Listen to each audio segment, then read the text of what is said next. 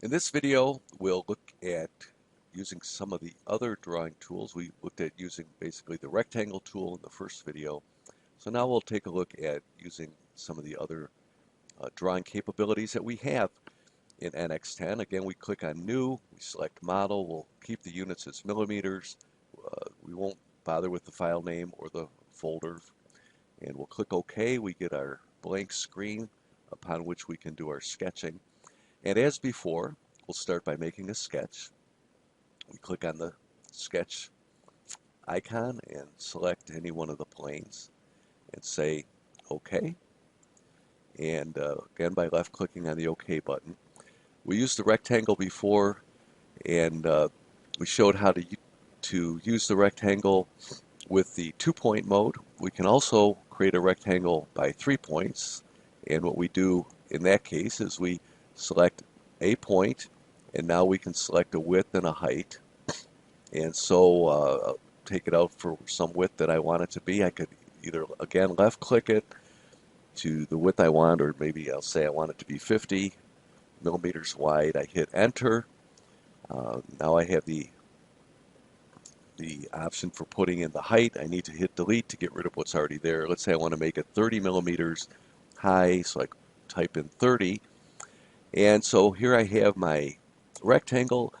In this case, I have the choice of giving it some angle. So if I wanted to tilt it by 30 degrees, for example, I could type in 30, click enter, and now it's tilted. Again, as before, to finish up the rectangle drawing, I have to left click with the mouse key, and now I have this this rectangle.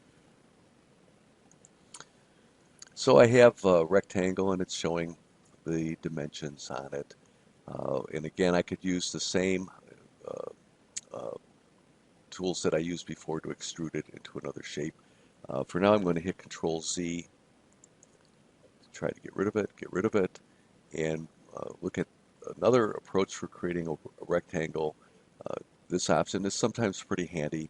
It says you can create an angle from some center point, and so for the center, I'll click on that. For the center point, I'll just pick the origin and left click on the origin.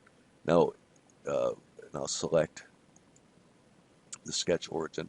I can now move the mouse around, and you see the angle changes and the width is changing. And again, I can type in coordinates or create the shapes simply by dragging the mouse. The thing is, if you notice that whatever I do, I'm making it symmetric about a certain point, and sometimes that's a handy thing to be able to do to create a rectangular shape where you want it equidistant from some line or some point. So I'll just left click on the mouse, and I've locked in my width, and now I can change the height by dragging up and down and click on the height. I'm going to leave it at an angle of 0, and that is good.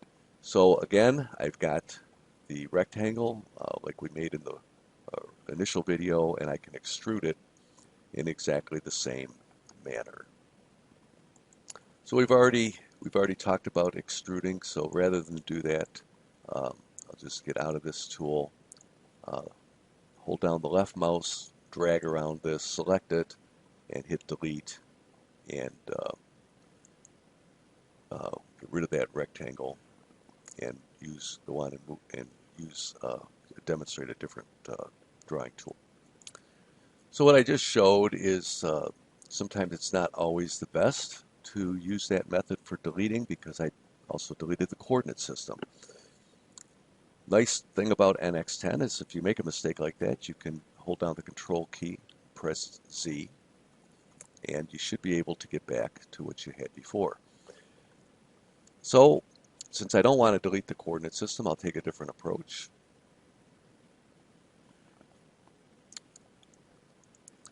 I will finish the sketch. So I'll click on the checkered flag up here, finish the sketch. Fortunately, the sketch only contains one object that I don't want to have anymore. So I can right click. If I go over here into this Part Navigator section, I can right click on the sketch, and I'll get a set of options presented, and one of those options is this little X, which I can use to delete the sketch. So now I've got a clean slate, which I can use to demonstrate some other tools. So I'll come up here, select Sketch again. This plane works fine. Any plane is good, so we say OK. And again, we have a nice plane upon which we can create our objects. So another tool that is very useful is the circle tool. So we can create a circle in a number of different ways also. We can specify center and diameter, or we can specify 3 points. I will use the center and diameter to start with. So I'll click on a point, just drag it to make some circle of arbitrary diameter. Again, you could type in the diameter you want. Let me just do that. I'll type in 50, make it a circle of 50 millimeters, hit enter, and now I've got a circle. That's the only circle I want for right now. So I'm going to press down on the scroll wheel to end the circle tool. I'll finish the sketch, and now I'm going to extrude this circle and make a cylinder out of it. So I select the extrude tool. Again, I'm looking at it face on, so I can't really see any depth once I start to extrude it. So I'm going to hold down the scroll wheel and move to the left a little bit so that I can see a little bit more of an edge view.